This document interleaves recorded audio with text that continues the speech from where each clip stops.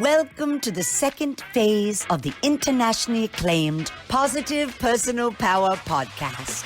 This webcast is devoted to pillars of success and philosophies of life and the hardcore tools you must have to achieve success in business and life. Distinguished and successful, internationally known business and thought leaders Nathaniel and Stephen J. Manning give you their hardcore tools to succeed in business and life. Schooler and Manning are as hardcore about success as boot camps in the military and training camps in professional sports.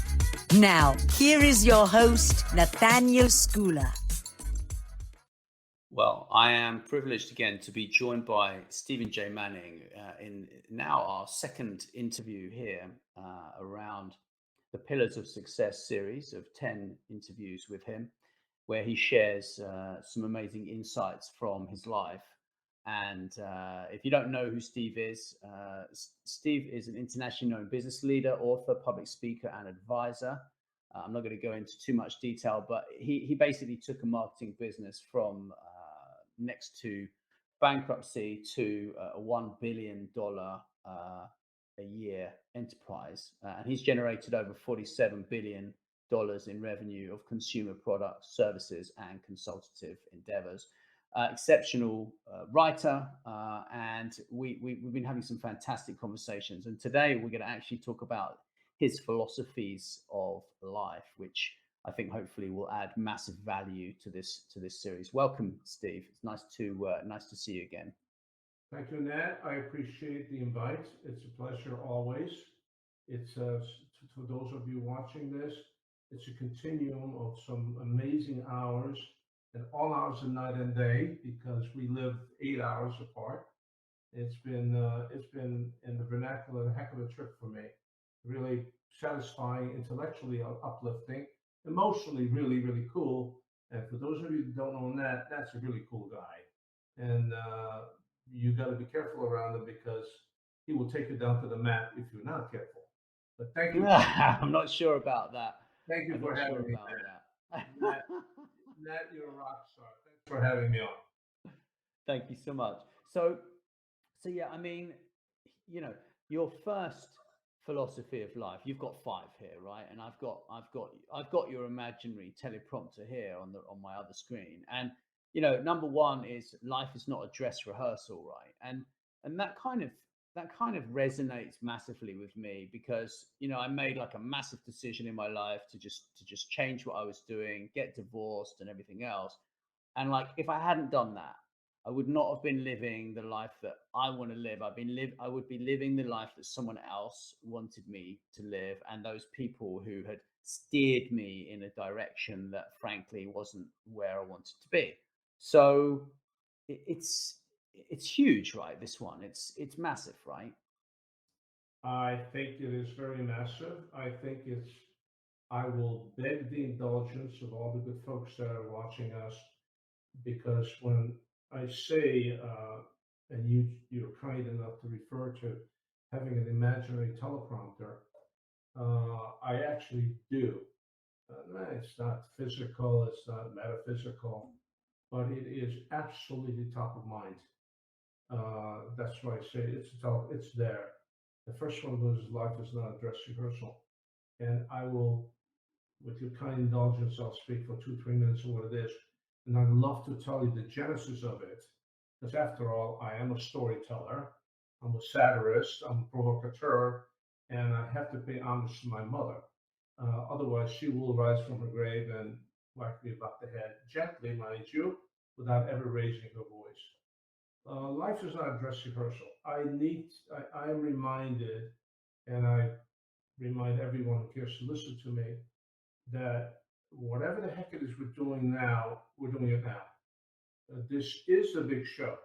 We're not rehearsing to do this some other time. We're living this now. We may never do this again. We may never do this again well or poorly, but the reality is this is it.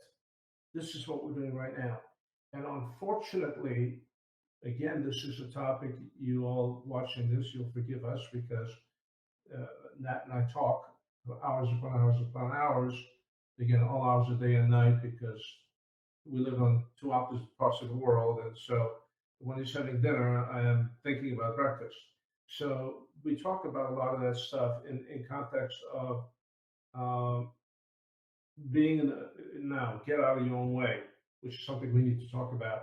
It's a phenomenal book we're writing, and I think it's critical to understand that the perspective in life that says, I always want to do that.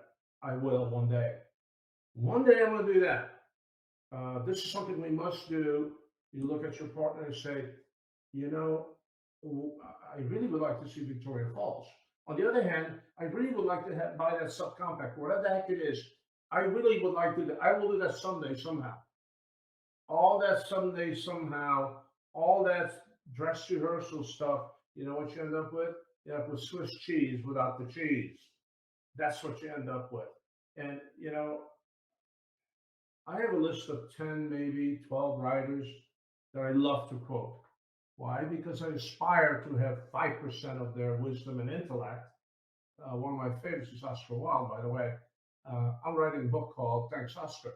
It's based on quotes from Oscar Wilde and all these other people that I like to quote. And they range all over the place. But he said, to live is the rarest thing in the world. Most people exist.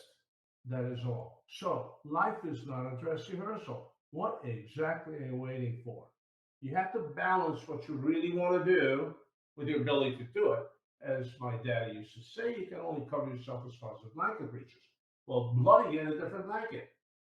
Okay? Or figure out, okay, you know what, I can do that, or I can't do. Well, I'm going to do that.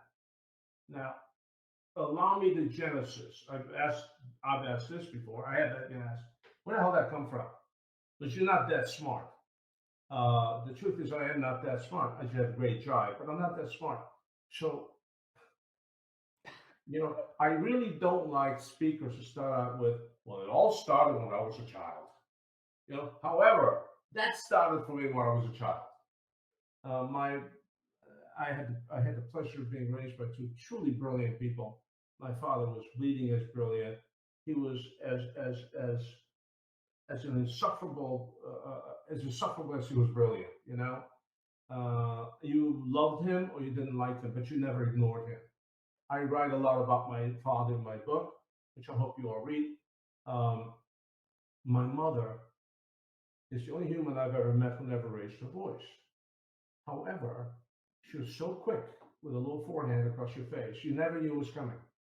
And she was so kind to me that every time I get out of line, never raised her voice, but the forehand was coming, whack.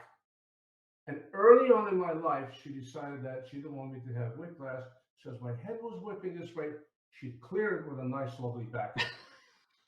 Now, the story of that is I made a living playing tennis. I hustled. I didn't. Immigrant kids like me didn't become tennis pros, but I hustled. I ripped off a lot of people on tennis courts. And for years and years and years, the tennis community in Southern California, I had my moniker was a big badass backhand. So I was hitting topspin backhands before anybody else was. But I get that from my mother. She showed me how to do that right across my face. But back to the point, because I may end up talking for the next 2 weeks. There are a couple things my mother did to me for me. Her maniacal thing about learning foreign languages. You need to do that. We did that. Somebody will someday explain to me, why is it that all the nuns who taught us German and French and so on all had bad breath? It's a side story. But she was maniacal. At 5, she took me to first time to tennis court. By the time I was 10, I was nationally ranked. When I was penniless in LA at 16, I made lunch money and food money on hustling people in tennis courts. My mother decided at 13 I needed to take dance lessons. You don't do that to 13-year-olds. I was the only kid there. But the woman is wicked. Where else can a 13-year-old boy be that close to adult women's bodies, without getting beaten up? And at the same time, my mother introduced me to classical music.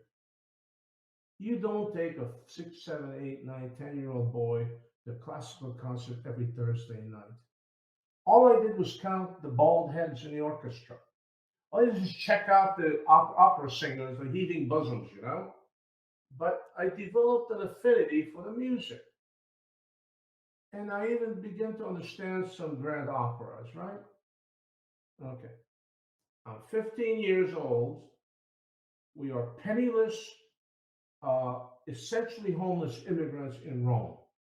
We just escaped from Romania. Now, what do you do when you're 15, 16 years old in Rome? When you have zero money, you live on only pasta and bread, courtesy of the Red Cross. I slept in an elevator shaft on the bottom of the 5-story building without the elevator. I had an army cot and I had a beautiful view of the skylight 5 stories up.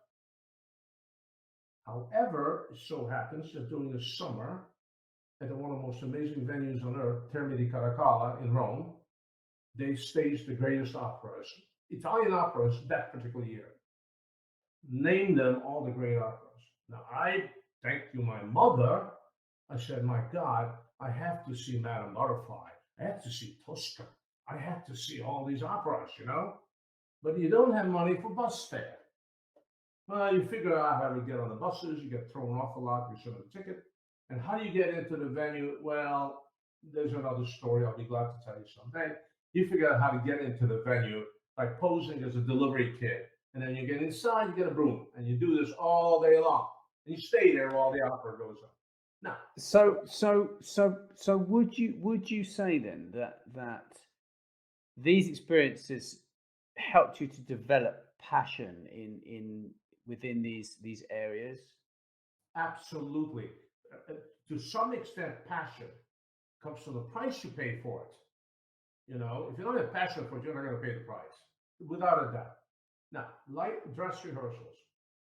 So there was this one day I was sitting on the steps of the Victor Emanuele Monument in Rome, which most of the world says, you've probably seen it. It's the bottom of Via Corso. People call it the typewriter or the wedding cake. It's the biggest facility on earth that has nothing inside.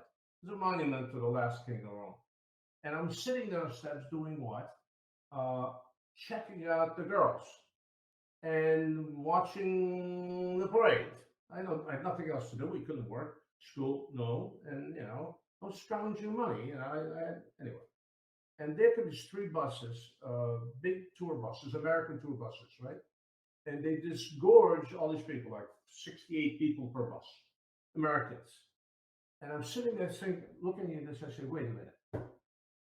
There are no men in America? Because 95% were just women. And they're all in their 60s. And they had jewelry. They're bejeweled. They look beautiful, dressed. And every once in a while, some decrepit old guy walks off the bus. And I said, what happened to the men in America? And I said, I know what happened to them. They all died of massive heart attacks. Now she's traveling the world enjoying life. I said, that's not going to happen to me. That's not going to happen to me. And I said, this is kind of like all the men who live, they don't live. It's like this is a dress rehearsal. They're getting ready to do something and then they just die. And you know, so I said, wait a minute. Life's not a dress rehearsal. That's where Life Not Dress Rehearsal was born. I was 15 years old. I had no idea what the hell I was thinking, but that's what I was thinking. This is not. And I said, I'm not going to do that. And I lived my life that way. I've done stuff where people look at me and say, can you afford that? The answer is no. I'll be able to afford it tomorrow. My wife, honey, can we afford this? I'll make more money tomorrow. I'm going to do that. I'm going to go there. I'm going to do that. Why? Because life is not a dress rehearsal. I'm going to wait for it. I'm going to wait for my body gives up, my brain goes up. Life is not a dress rehearsal. I preach that every damn day. Someday I will do this. Remember this, people. That's Swiss cheese without the cheese. Nothing there. Do you know, but it's interesting. It's interesting you say that because Anthony Robbins, I think, or one of these self-help kind of people, they say someday leads to nowhere, right? And it's exactly basically what you're saying about the Swiss cheese, right? Well, but it's like, look, if it's not important, generally, if it's not important, you're not gonna do it. If it's not that important to you, you're generally you're not going to do it. I mean, I know that from personal experience, right? You know, because other things are more important to you. And look, you can't do everything. Like there are so many sports I would love to do. There are so many things that I would love to do. But the reality is, at the moment in my life, I only have a certain amount of energy. I only have a certain amount of time, certain amount of effort that I can invest in these, and money as well, resource in these, because I need to put effort into writing books, in doing interviews with people like you, amazing people like you, and you know, so I do think that being, I don't like the word realistic, but I think that there is a balance to be had between being realistic and pushing yourself further, right? Because there's nothing wrong with having, like, I want to fly an airplane, right? But I'm not right now. I don't have the energy mentally to do that. I wanted to do it, but then COVID came, and then everything, everything changed. I moved, and other things are more important to me, right? Like doing sport. So I think prioritizing, in my opinion, prioritizing what you actually really want is is a great thing to do, a really great thing. I think that will help a lot of people who hopefully are listening to this and have kind of thought about it and said, well, I actually really want to do this, and it's like, but if you want to do this, and this, like I do, like I've got like I'm like an online, like I'm a learner, right? A lifelong learner, like you are, like pretty much everyone I know, everyone I talk to is a lifelong learner. They just want to learn more and more. It's the only way to stay relevant, right? But the thing is that if you don't prioritize, you spread yourself too thin, and then you can't do anything, because this is, or you wear yourself out because you're trying to overload yourself. So I do think, from my point of view, having a focus on what's immediately important, and then what's maybe 6 months, a year, I, 2 years down the line more important. I haven't an argument at all with what you said. My problem is the wholesale approach to life, which says someday, you want to fly a plane, Nat. I refute the notion that you don't have time or you won't. You may not have the time, the means, and whatever the talent takes to fly those 74 hours it takes to get a pilot's license. But you can get yourself a ride on a plane with Yeah, somebody, yeah. an I instructor. mean, my buddy Eric took me up in a couple of his planes, and Okay. I've got the disease now, right? Because it is the most exhilarating thing. These little two-seater, like, they're just insane. Yeah, they're totally But you're crazy. not sitting there saying that someday I'm going to experience that No, because I've pushed that to the back. I pushed that to the back of my priority list, because actually, I'm more into doing jujitsu and weight training, other stuff. You someday I know. will do that. Someday I'll do that is just slow death. It's what it is. It's death of the soul. Someday I Yeah. will do that. Now, the question that that you and I will preach without a doubt is, okay, what does it take for me to get there? Because if you don't know what that is, first of all, what is the goal? Someday we'll do that. What's the goal? Now, the question is, what is the process to get there? How do I get there? What are the pieces that have to fall into place? Because if you don't figure that out, you're never going to get there. And sadly, and this is sound a bit oxymoronic, sometimes you're there and you don't even know you're there.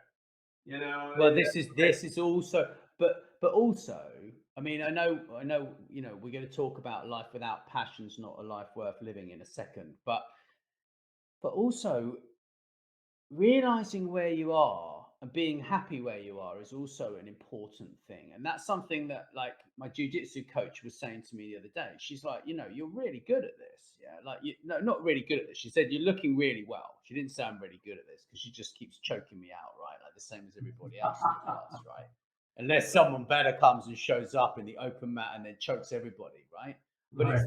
it's like you've got to be kind enough to yourself to say, I'm actually really happy with where I am, and in 6 months time or 3 months time, I want to get to here, and that's what I'm thinking about in the back of my mind.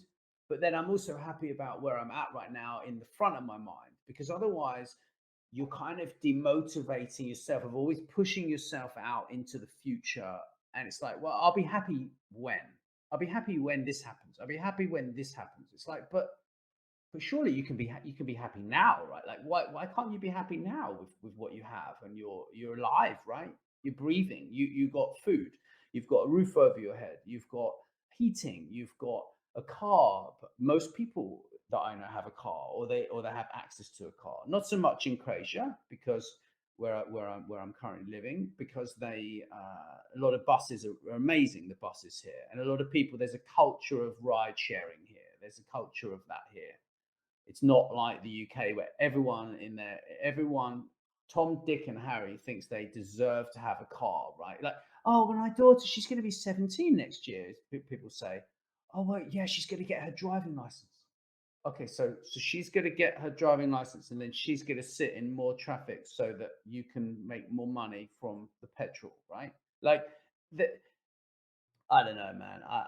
I'm just kind of like looking at these things and saying, well, surely wouldn't it be better if she like got a pilot's license, right? And I've seen kids at the like 14, 15 years old. There's this girl on Twitter who has her pilot's license. It's insane. Literally, this chick like flying around the UK, right, where there's no traffic and stuff. Yeah, but I, but I, we're in a very, what's that, Steve? no, please continue, please. I was going to say we're in a very strange place right now. There's a lot of uncertainty in the world. Even Vladimir Putin says that we're in a very dangerous place. I mean, I'm not talking about nukes. I'm talking about the environment that we live in. And frankly, yeah, he's correct, right? Because there is instability, but I do think there is opportunity, and I think that if you don't have passion, right, if your life is without passion, it is not worth living. I'm not saying, you should go and kill yourself, but what I am saying is that if you can find passion for something, it doesn't matter if you're in a job right now that you hate, right? Like 90% of Americans is what the last figure I think was back about a year ago when they did a survey. It doesn't matter if you're in that job that you hate. You can firstly, you can learn about something new. You could make it into a side hustle if you wanted to, or you could move into a different job and you could actually regenerate your life and create passion, right? Which is what in essence fuels the enjoyment that you should have for your life. Am I right in saying that, Steve? You're carrying close to Newcastle. The which it's funny. As you said, it's not funny, not haha funny, but it's interesting. The comment you made is entirely circular, meaning it absolutely serves the purpose of what you said. It's exactly right. It's part of the hamster wheel thing, the whole psychological thing about running in circles, about we making. I again, forgive me. I'm not given to new age stuff, but chicken salad out of chicken garbage. And yeah, I have nothing sage to add to what you said. That is the bottom line, because you're dead on. We live in a world that is incomprehensible. I hate to be self-serving here, but as you know, I'm writing a book titled "Explaining Bitcoin to Buddhist Monks." Now, it has nothing to do with Bitcoin. It has nothing to do with Buddhist monks. What it is every single day, people like you and I consume a lot of stuff. We read, we hear, we listen, watch, and more importantly, we get into the discussions where we do get into these subjects rather than just superficial headline stuff. Every single day, I see, hear, watch, read stuff. Stuff is a great word, by the way. And I go I scratch my head and say, huh? Now, I am not the sharpest guy in the room. I'm not the dumbest guy in the room. So as much as I read and all the stuff I consume, the wire services, the clipping services, all the email, 100 emails a day I trade with people like you and a couple academics here and the Nobel Prize winner, who, by the way, is a phony. One day you and I will do a show on the guy I know is a Nobel Prize winner, who's an absolute total phony. It's got a massive life of BS. Anyway, uh, I, I, I have to focus on, I hear stuff and I shake my head and I scratch my head and I say X times a day. Much of the time to my wife, who, by the way, is incredibly introspective, is a very, very bright woman, and she's a saint. She's been putting up with this for decades. But and I'll look at her and say, "Would you explain that to me?" It's not like I get it, but I don't get it. And her response almost all the time, she says, "It's incomprehensible. I don't know how to explain that to you." And I look at her and say, "Huh. Might as well try explaining Bitcoin to Buddhist monks. Same thing." Hence the title of the book. But we live in something of a surreal world, and one of the scariest things. I mean, you and I will call Putin, which is really weird. I mean, a little while ago, I called it Stalin, and then my blood boiled right over. But Yeah. the reality is that the pendulum sweep of emotion, intellect, all of that, it used to be somewhat measured. It would regress to mean, right? Those banging against extremes all the time because, people talk in these word salads, these blurs.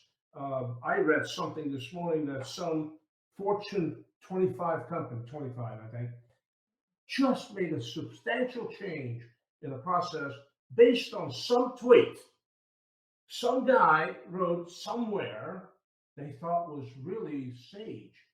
I'm thinking some guy in his underwear sitting above a garage in a parent's house eating Taco Bell just threw out 140 characters.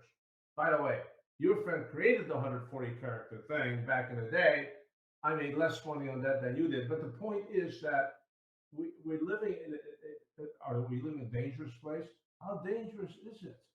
Well, the thing is, For all I know, he's an irrelevant guy. But he bursts out 140 characters and makes a massive company genuflect.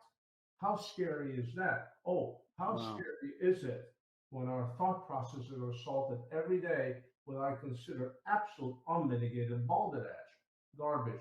But you're right. I mean, I went off on something you said because I can get very emotional about the pollution in our brains, pollution in our environment. I don't mean it's smoggy out. The thing we live in is polluted, intellectually polluted, it's Yeah. psychologically polluted, it's morally polluted. But that's what we're living in today. So we got to make the most of it. Yeah. What Although is your choice? what you say here about a life without passion is not a life worth living is you eliminate people from my life who are not passionate about things and events and people because it's not about them, or so what, there is nothing I can do about it, right? And this is so relevant, right? Like, I don't know who on earth said it, but they said that we are the sum of the 10 people we surround ourselves with the most. I don't agree with that. I think it's probably more like 5. Yeah. And I do think If you're lucky, there's 5. yeah, but they're the 5 people that influence you the most, right? So over the past 6 years, I literally just moved away from all of these people. It wasn't a personal choice of like, well, I don't think you're helping me. It was just a I'm really interested in how these people did that, right? And Michael Tobin, OBE, helped me to start this podcast, right? And he grew a business. I don't know how. I forget how much he sold it for. He grew it and sold. I think they sold it for like, I don't know, like $2.7 billion or something. Like it's just like crazy. Yeah, similar caliber executive to you. Different in many ways, but similar in the monumental thing that he did, right? As you did with that business, growing it to $1 billion a year. And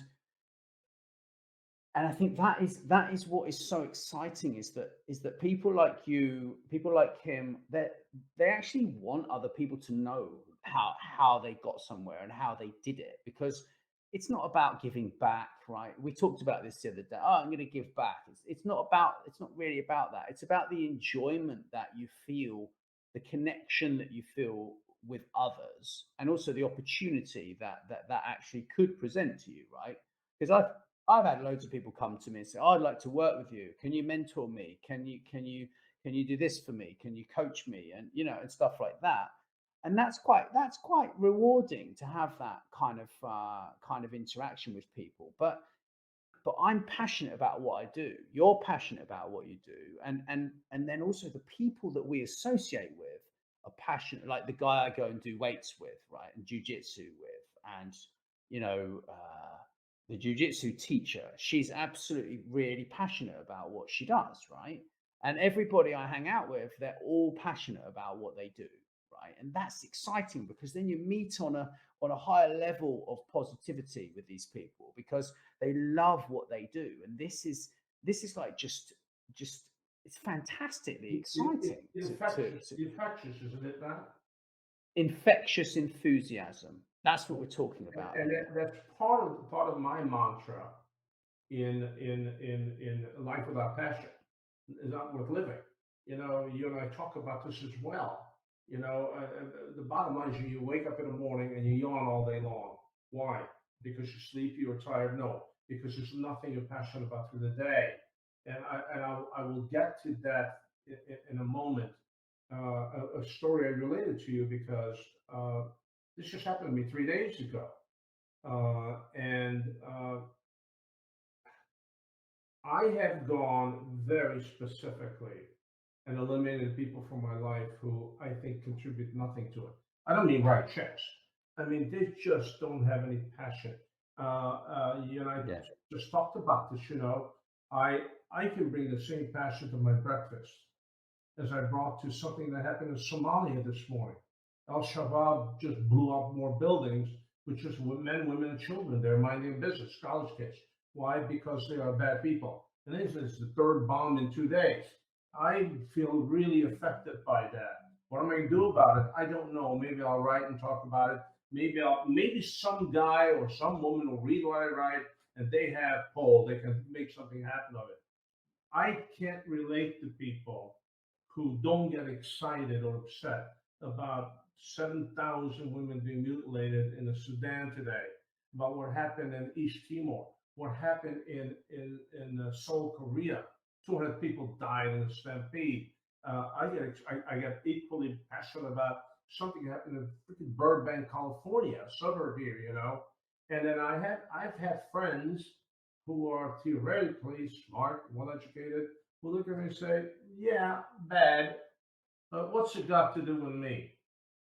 The answer is nothing. Yeah, well, this is, but Steve, this is the desensitization of of people, right? It's the acceptance of bad people and bad things, right? And this is where political correctness and how that slots in.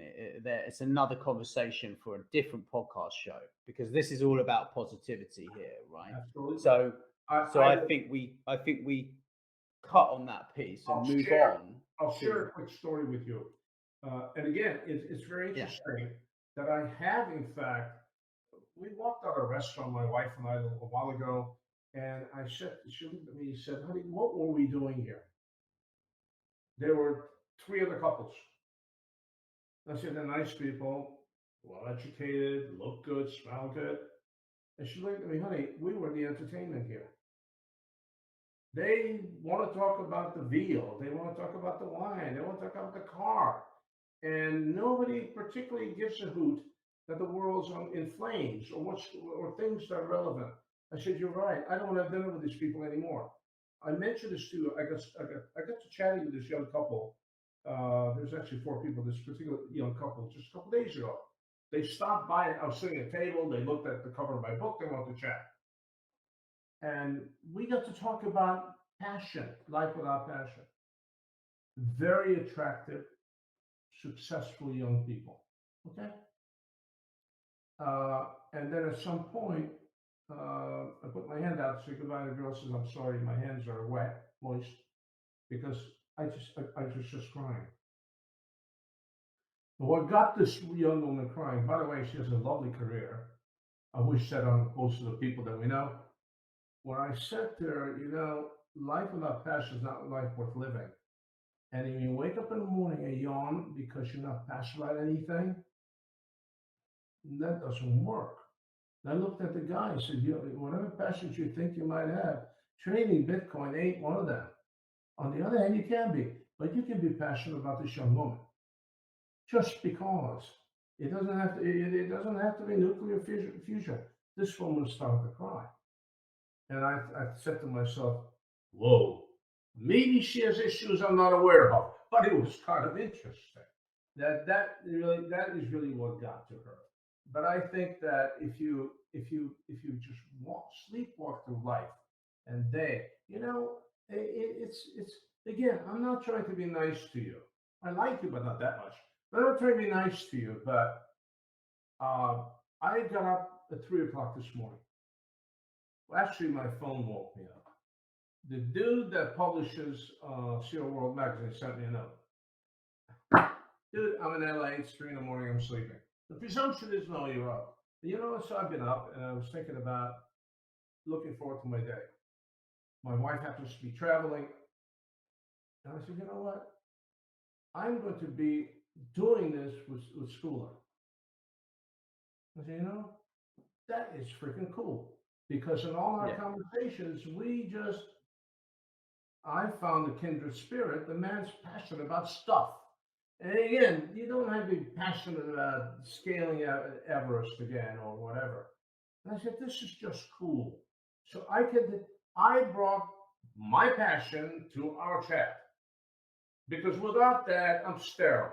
Without that, people watching and say, another talking head, blah, blah, blah. So if we can impart the topic and if we feel passionate about it, then we can impart it with passion.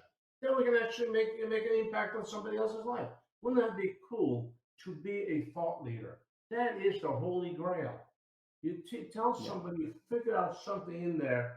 It's not what to think about, people. It's how to think about it. If Nat Schooler gets a message across, message about being passionate, you can change someone's life in a very meaningful way. Ain't that cool? Life without passion, forget it. It's amazing when you have someone I had someone reach out to me probably about 3 weeks ago now, and he said, because he shared one of my posts on LinkedIn, and I said, thank you so much. I really genuinely appreciate you sharing that. And he said, no. I appreciate everything you've done and all you've done in the last 5 years. I've been reading your stuff and watching your career, and I've really benefited from all of the content that you've been putting out, and I want to thank you. And I was like, whoa, like, hold on a minute, like this is like way too much, right? But it is like ripples in a lake, yeah. Like one of my first martial arts instructors, like 25 years ago, who I love the guy to bits, right? He said this to me. He was like, teaching and coaching and encouraging people, it's like throwing this pebble into a lake, and the ripples that come out could be like, they could go for an eternity, right? Like you don't know what you're going to do, like how that is going to affect me, and then how that's going to affect my daughter and her kids, or her friends, and then their friends, and how this ripple effect could in fact change the world for a better place, right? And that's hugely exciting, really. That's a concept that people don't embrace much. I wrote a eulogy for my best friend when he passed away, which shockingly has been read in I don't know how many funerals around the world. And I said that maybe the way it's called Tears for the Righteous. I wonder what is it about God and the universe that so many righteous people die too young. And I tried to rationalize it. And the best I could come up with is that maybe there's a real allotment, limited inventory of really righteous people in the world. And maybe God said, I need room for another one. So he plucked one out, my friend. Okay? Why? And I can maybe it's the moment in time where some woman somewhere in the world, in a hellhole in Darfur or on Rue Saint Honoré in Paris or the Bazaar in Istanbul, give birth to a child that will change the world. And that's the only way I know how to rationalize the passing of someone righteous in context of what you were saying. But again, I veered off the topic more than some, a mile or two. But I think you appreciate where I'm coming from in that statement. So Yeah. going back to our topic, um, I think that if you cannot find passions in your life, you are missing. You're missing the proverbial boat. You're not missing the damn boat. You're missing the damn ocean. What is exactly the point? You're gonna sleepwalk through the day. What are you doing today? I'm doing this. Okay. I have a relative who is a couple things. He's also a really class musician. Okay, he's a phenomenal percussionist. He has two boys who are better than he is, and they are uber. And I always looked at him, shook my head because what is he doing? He is really focused on putting a new skin on this particular snare drum. Yo, but how many snare drums you have? Oh, five. How many drum kits you have? Well, five. It depends on the situation, when I'm teaching or performing, whatever. And so he lives away. I went there and visited.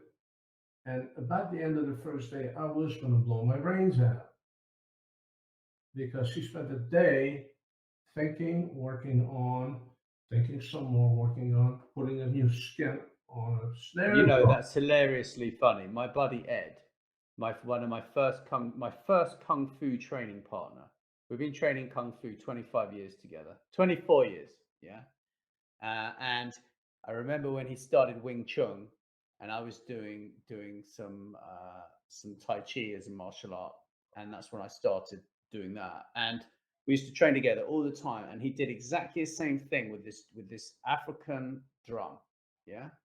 And it's insane. It's like they get a bit of cowhide, and then they get a razor blade, and then it's crazy, yeah. But And by the way, he did go to the biggest drum shop in the big city because he hangs out some, and they all talked about it some more. oh yeah. But that's the point, isn't it? But Steve, that's the point. That's the point that we're making here. And the passion, is by the way, passion, but also it's leading us into the next point here, which is to seek knowledge and wisdom all the time and everywhere, ubiquitous, everywhere you go, because if you surround yourself with people who share the passion, you're going to get more passionate about that idea.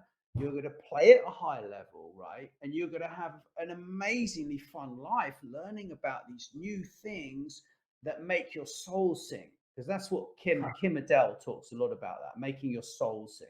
and this man's passion was going to be, imagine the sound this drum will make. And I said, Patrick, 99% of humans will not be able to tell the difference, particularly in a band situation. I said, there may be a dog somewhere that might pick up a difference, but nobody else. His answer was, I will hear it.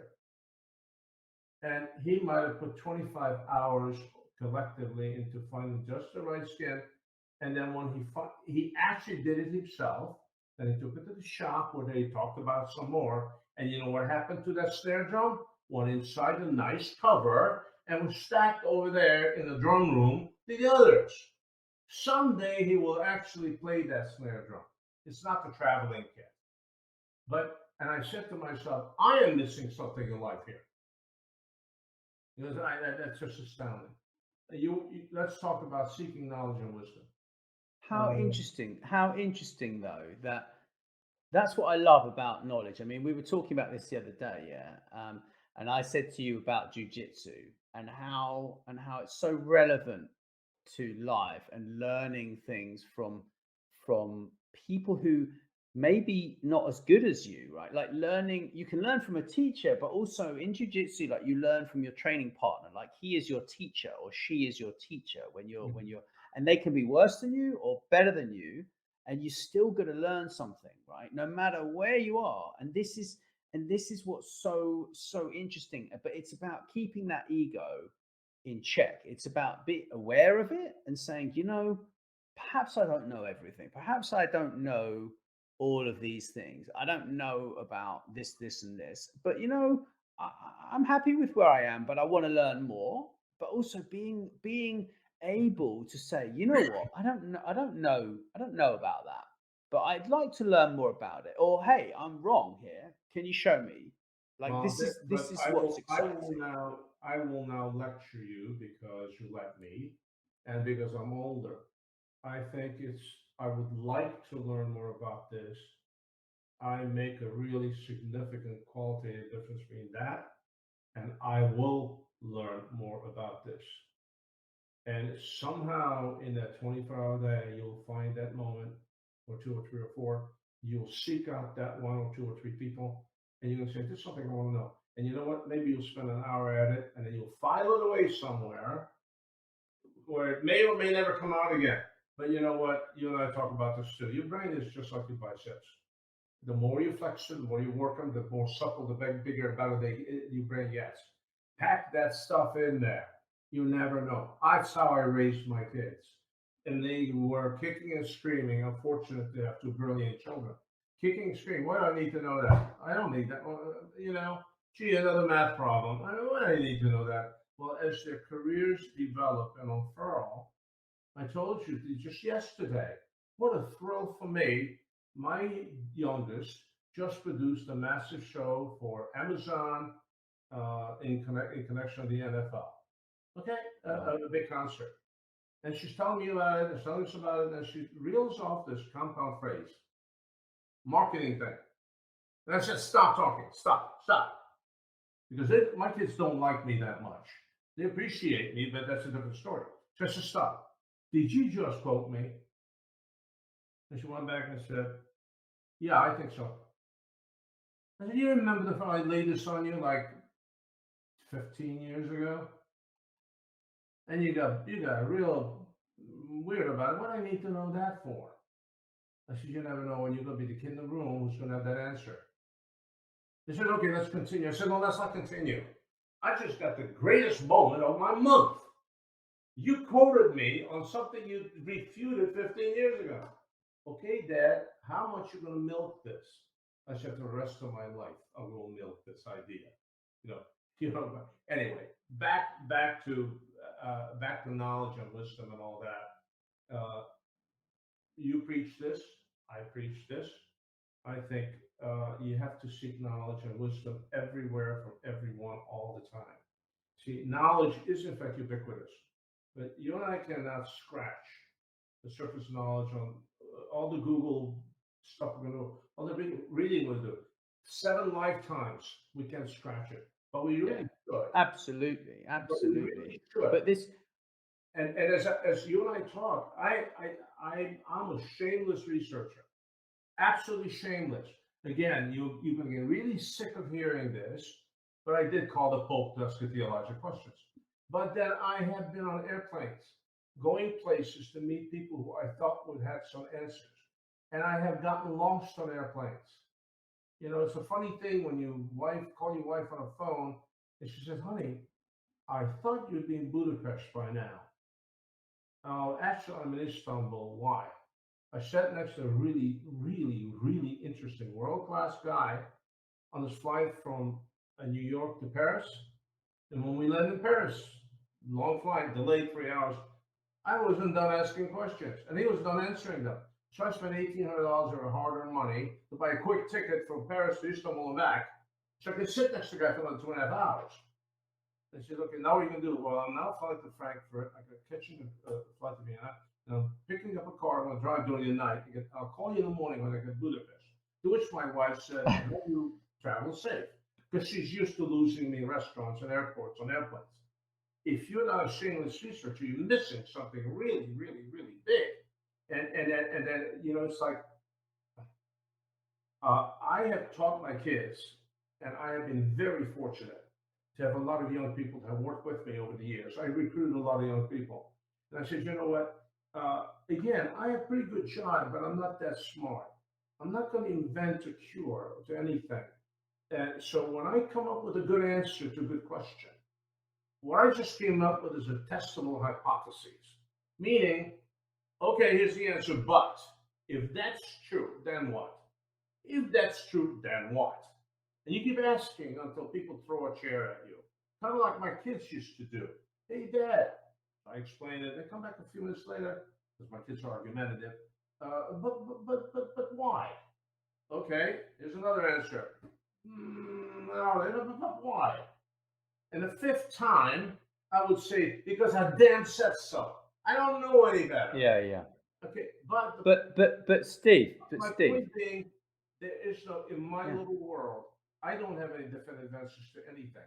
I develop testable hypotheses. And if that's true, what else is true? Mm-hmm. Ask the question. By the way, you will one day forgive me for this, I hope, because I'm going to quote Gandhi. Now, Gandhi and I had a couple falling outs. First of all, over hamburgers. I think hamburgers are people food, but Gandhi and I, he wrote something which I wrote down. I don't live as if you were to die tomorrow. Learn as if you were to live forever. I think that's a life lesson for me. I like that. I like that a lot. But it also it leads into a little bit. I'd like you to. I know. We're probably going to end up running over this hour here, but you know, this leads to the story about when you fired two levels of management in a business that had 3 million square feet that was producing X amount, $1 billion business that was producing direct mail. You were sending out all this mail to people, and you fired two levels of management, and then you swapped that around with the guy on the floor, which I think is fantastic because the people who are actually doing the freaking job a lot of the time do know a lot more about it than actually the lazy management team who frankly you told me they were playing golf, these people, and not really interested that much apart from their paycheck, right? And I just found that absolutely fantastic. So can you just tell me that story again, because I think I was telling my friend about it and I think he would love to hear it too. Thank you for indulging me with what was a great story in my little life.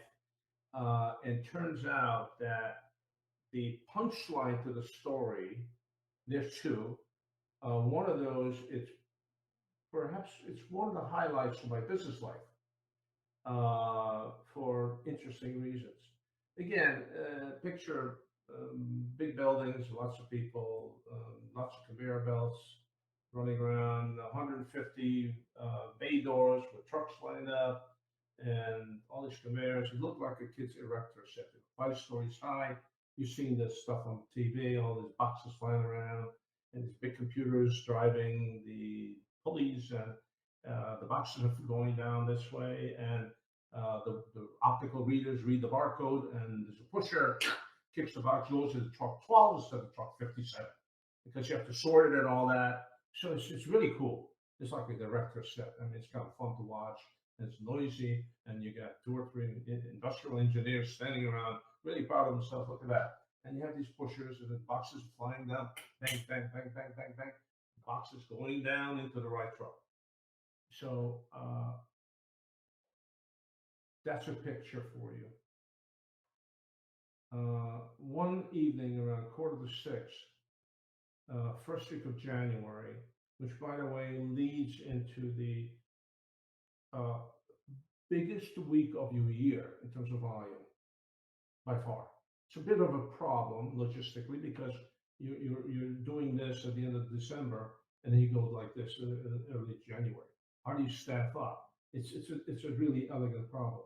Anyway, and I ran the marketing of the company. I ran the management team and the management development team. And then one evening, 5:45 or so, my boss, my chairman, calls me, or two of them. Hey, will you stop by? And I go downstairs and what's up? And He's exasperated. This guy was brilliant, by the way. Brilliant. He was a very challenging human. I was the only one in the company ever really handled him. I was the son he never had. He had 4 sons. And I was the only one who could tell him that he was out of his mind. Nobody else would dare. He was half the time. And he's doing this. I gotta go. I gotta go. He's pointing his watch. I told you yesterday, this man had the most beautiful platinum watch you've ever seen.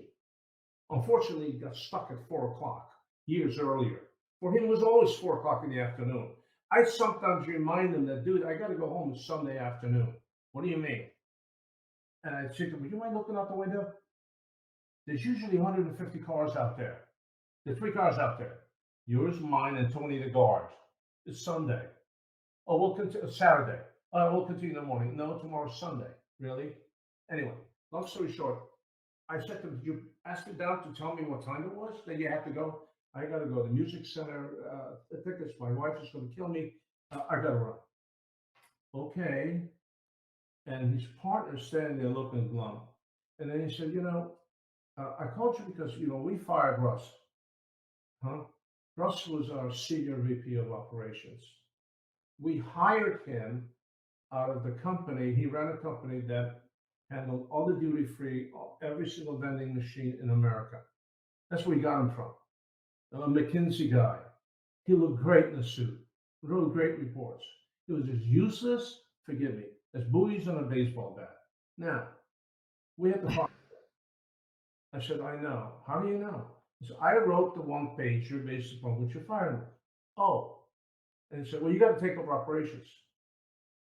I said, huh? I said, I'm already working, 100 hours a week. I'm kind of busy. You got to take over operations. I got to go. Sheila's going to kill me, the wife. And with that, I said, whoa, hold on now. We have some buildings. There's one I've never even been in yet.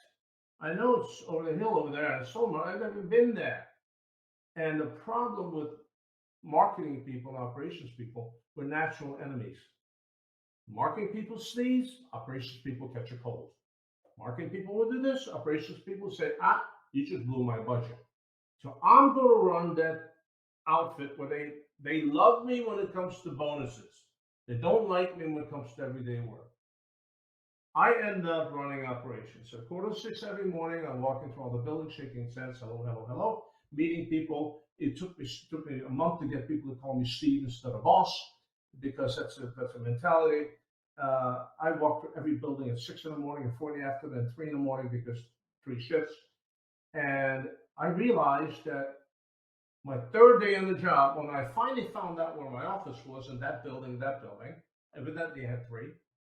I found out that we had some orders that were in trouble, FTC kind of trouble. So I said, I don't know how to fix it. Let's just refund them. So refund $2 million your 3rd day on the job, and nobody calls to say what's up. Now, you have problems, right? Long story short, I then decided to have staff meetings. Take the chairs out of the big room. No lunch is served. It's 11:30. We chased people all over the place.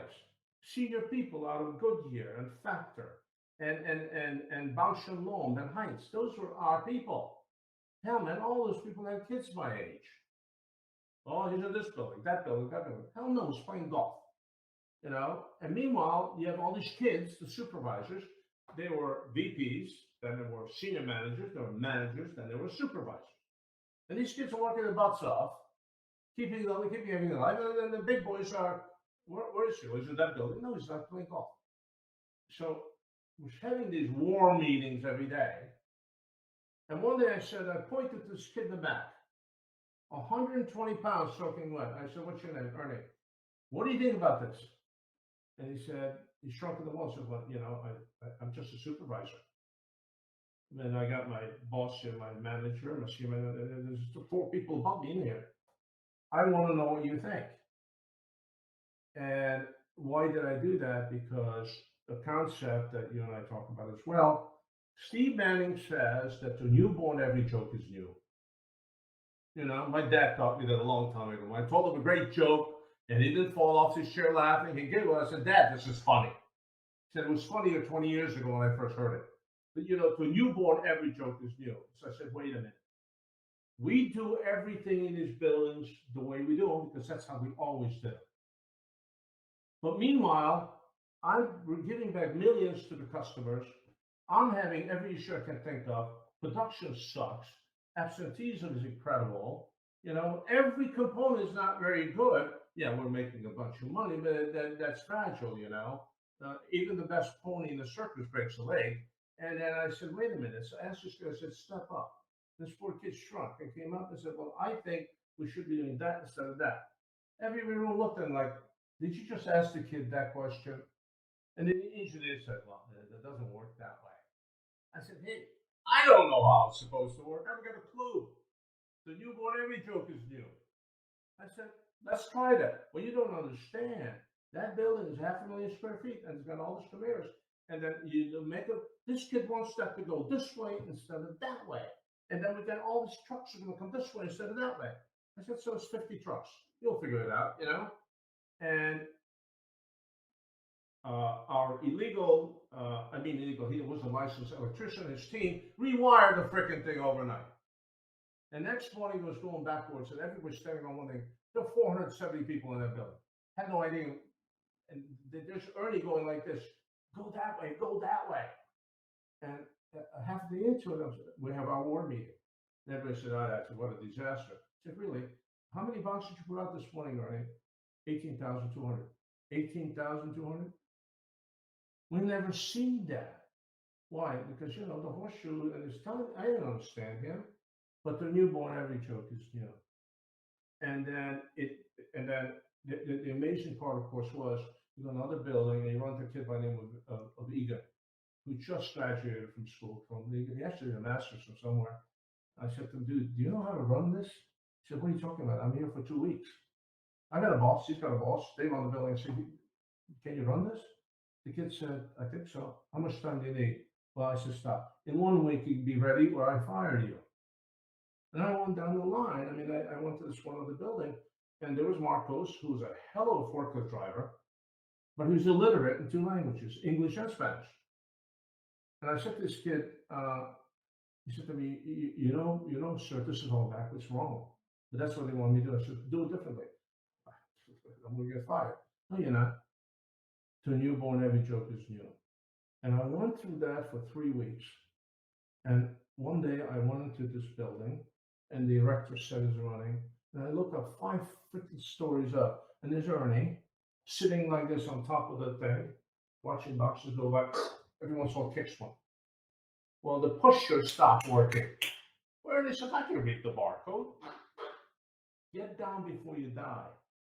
Friday the 13th rolled around, which is funny. And I said, I know how to do this better. And I went to this boss. I said, I want you to fire that guy. Before that, I want that guy. I said, I want you to fire that guy. Before that, I want you to fire those guys, guys and women. There were 4 levels, people. And then I had human resources fire the top guy. Friday the 13th massacre. And when you call up everybody in the evening, say, Bernie, you running the building. And the kid says, but sir, you understand that I just learned to read and write English. And by the way, I'm a lot younger than you think you are. You think I am because I lied when you guys hired me. I'm just now 20. I told you guys it was 21 4 years ago. And then you go get the forklift kid, Marcos, I want you to, there's $10 million worth of stuff in that building. Figure out how to feed that better and how to get rid of all these trucks. Figure it out. Okay, sir. And then you come to, by the way, it's not your building. So you get a kid who says, I got a building with 500 people in it. Yeah, you do. And you're getting a big raise. You screw it up, you're gone. And if we fire you, you're not getting a job in our industry. Friday the 13th, I fired the entire 2 or 3 levels of management and operations and installed all these kids to run these big enterprises. Jerry Egan had a building that, if I recall, was 300,000 square feet, had about 700 people in it. And Monday morning, I went to see him. He was there at 6. I said, "Okay, Jerry, you got a week. Prove yourself." Sir, I haven't slept since you called me. I don't know what to do here. I said, "You know how to," yeah, I figured it out. You're gone in a week. What happens is absenteeism goes down, productivity goes up. You walk in there 2 in the morning, 4 in the afternoon. Hey, Hefe, how you doing? Everybody's backslapping. How you doing? Because those people said, "Wait a minute. We have an opportunity here." And our bosses were just fat, playing golf, and they talked at us. They didn't work with us. And I had people come and say, I'm glad to work for the boy. Ernie became known as the boy, you know. And I will flip-flop the story to tell you that that boy ended up running all distribution in America for Safeway stores, which is one of the biggest food retailers in the world. Marcos, the kid that didn't speak 2 words of English, runs distribution for second biggest auto parts company in the country. Now, and the highlight of the story is when the company had to give me the going away party, which I wanted, like I wanted a bump on my head. And they had 130 people invited to white cloth stuff and nate plates and all the beautiful food and so on. And when we all got done, everyone did their own speeches and they had a presentation. And I trust me on this. I don't need that for my ego. And then when the speeches were done, I looked at the commotion of the entryway to this beautiful hall. And it was this kid, Marcos, standing there, wanting to get in. And they stopped him, the staff, because he was not invited. This is for invitation only. And Marcos said, "So what are you going to do to me?" And he pointed this way. There were 400 of them there. 400 of these young people from all these buildings standing in line to get in to say goodbye. And he said, "What are you going to fire us all?" And I looked at my boss, who looked at me and said, "What happened?" I said, "I have no idea what happened." And those 400 people filed into this big room, and they stood 2 abreast all the way around the thing while we all ate and drank and made merry, and they left when we all left. That may be one of the highlights of my business life, where these kids showed up, because you know what? They saw something that we did, something that just incredible. And they had a future. All of a sudden, they all had future. The lowliest person in the company saw that as future. And what they brought to the job a day later was very different than the day before. Talk about passion. Talk about being energized. You asked me to tell a story, a little story out of my life, the highlight of which is, without a doubt, you get a couple of kids who are going to work in a little job, supervisory job forever, and all of a sudden you create the atmosphere born out of 2 things: genuine ignorance and genuine arrogance. I had no idea. I was arrogant enough to say, "The newborn, every joke is new." I remember my father giggling when I told him the best joke I knew. Is that not funny? So, yeah, it's funny. It was funny 20 years ago when I first heard it. The newborn, every joke is new. And it's something that I think that everybody listens to us up to think about that. You know, there are, well, that's the way it is. Really? Maybe they shouldn't be that way. How about opening your mind? How about some independent thought? We're all capable of a little bit of independent thought. The newborn, every joke is new. Think about it. You know, how often during the day do I change my mind? It's because I'm dumb? No, I think I get smarter every time I change my mind. Look, the bottom line to this little speech, or this episode, is my last philosophy of life. I think that you and I live this every day, that life is a really elaborately staged tragicomedy. It can be very Shakespearean, really. I think that, and this is my punchline, I think you have to write your own part in your life. You have to script it. You have to figure out what it is. You have to script it. Then you have to direct it. And then you bloody better live it. That would be the punchline to that story. Fantastic. It ties in beautifully well to you know, taking, I mean, number four is this is an absolute inventory your knowledge every day, is what you say here. Every single day. And I've started to do that, because then you actually realize what you learn, and you look out for it, and then it's almost like it cements that information in your brain, because otherwise you might miss it. And then actually, if your memory isn't as amazing as some people's, like I have to go, for me, going over something multiple times means. I like to focus at some point during my day or at the end of the day on two things that I might have learned that day. Now, they may not be the grand concepts, they may not be nuclear fusion again, and it could be just something that I had learned I didn't know that before, or it could be something that crystallized my brain. The light bulb went on. Gee, I never even thought about it that way. If I cannot identify two things in the course of the day, I've gotten good at it. I don't sit there at night and think about it. But it's up with doing that. I say, whoa, put that in the little inventory file over there. If you don't do that, you have wasted the single most precious commodity there is, time. It's the only thing that's truly not truly perishable. You can always buy another apple, but you can't buy the time. And I think if you focus on that, I think, I forgive me for this, it's kind of audacious, but I think it's an amazing point of pride. We can say, you know what, I learned two things today I didn't know before. Or, light bulb went on. And you know what, I'm just stronger and better at it. I'm just better about it. This is just big for me. I never did 34 push ups before. Today I did 34. I've never done past 32. This is 34. This is great. I think it's uplifting to just be able to inventory your knowledge every day. Have I learned something every day?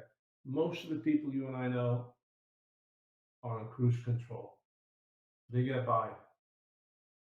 Okay, who who who the hell cares what the sausage is made of? The sausage, business sausage, life sausage, any sausage. I have something called, I created something called the conversion model. Okay, it's a decision-making model. What happens in the middle? What are the outputs? What are the inputs?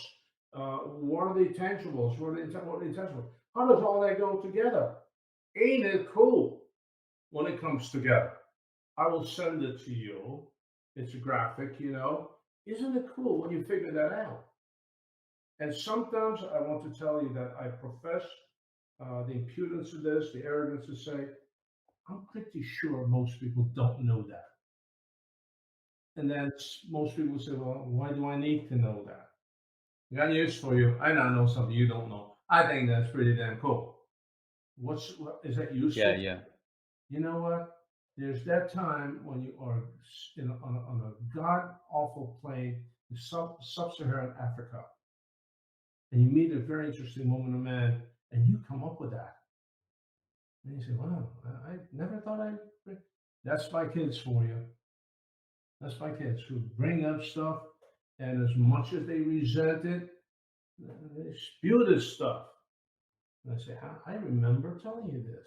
Much the same way as we do with our fathers, by the way, mentors, bosses, and so on.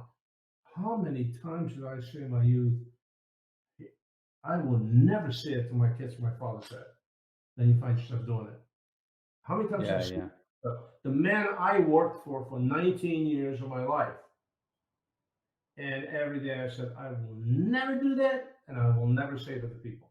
And then I have a business career beyond that.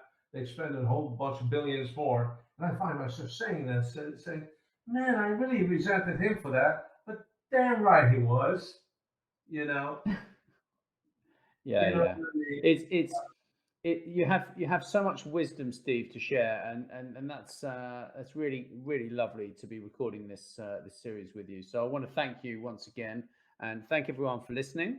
And we're going to delve into lots more great stuff in the next episode as well. So thank you. Nat, thank you very much. You're a rock star. I really appreciate it. Thanks for watching and listening to Positive Personal Power Podcast. Get access to all our podcasts and other important updates on www.legacymediahub.com and subscribe wherever you listen and watch your podcasts on the Legacy Media Hub YouTube channel.